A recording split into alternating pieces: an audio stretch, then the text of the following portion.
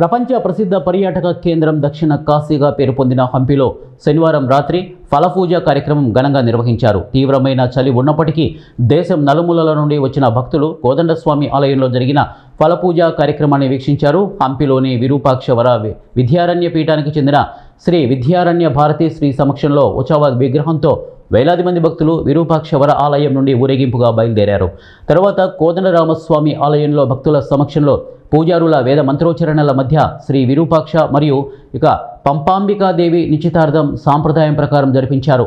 విజయనగర, బళ్ళారి, కొప్పల్ మరియు పొరుగున ఉన్న ఆంధ్రప్రదేశ్, తెలంగాణ మరియు తమిళనాడు రాష్ట్రాల నుండి భక్తులు తండోపతండాలుగా వచ్చారు. జిల్లా పోలీస్ సూపరింటెండెంట్ ఎస్ జాహ్నవి ఆధ్వర్యంలో హంపిలో భారీగా పోలీస్ బందోబస్తును ఏర్పాటు చేశారు. ಮನಸ್ಸಿನಲ್ಲಿ ಚಿಂತೆ ಮಾಡುತ್ತಾರೆ. ಪರಮೇಶ್ವರ ನನ್ನನ್ನು ಇದಕ್ಕಾಗಿ ಹೋಗಂತ ಹೇಳಿದ್ದಂತ ತಿಳ್ಕೊಂಡು ತಂದೆಗೆ ಹೇಳ್ತಾಳೆ, ನೀನು ಬಹಳ ಅಹಂಕಾರದಿಂದ ಕೂಡಿದ್ದೀಯ. ಶಿವನನ್ನು ಬಿಟ್ಟು ಪ್ರಪಂಚದಲ್ಲಿ ಹೊಸ ಸೃಷ್ಟಿ ಸಾಧ್ಯ ಇಲ್ಲ.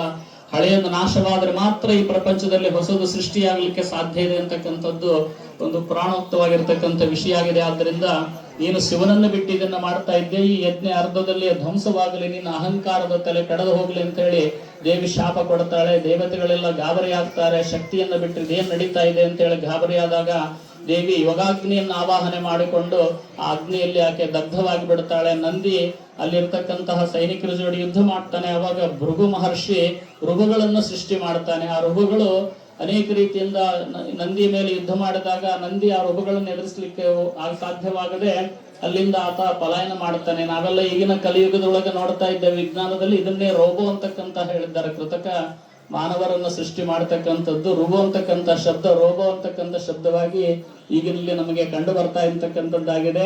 ಮುಂದೆ ನಂದಿ ಓಡಿ ಬರ್ತಾನೆ ಕೈಲಾಸಕ್ಕೆ. ಶಿವ ಘಾತ ಆಯ್ತು, ತಾಯಿ ಅಮ್ಮನವರು ತಂದೆಯಿಂದ ಅಪಮಾನಿತರಾಗಿ ಆತ್ಮಾರ್ಪಣೆ ಮಾಡಿಕೊಂಡ್ರು ಅಂತ ಹೇಳಿದ ತಕ್ಷಣ ಶಿವನಿಗೆ ಸಿಟ್ಟು ಬರ್ತದೆ. ತನ್ನ ತಲೆಯ ಕೂದಲನ್ನ ಒಂದು ಕಿತ್ತಿ ನೆಲಕ್ಕೆ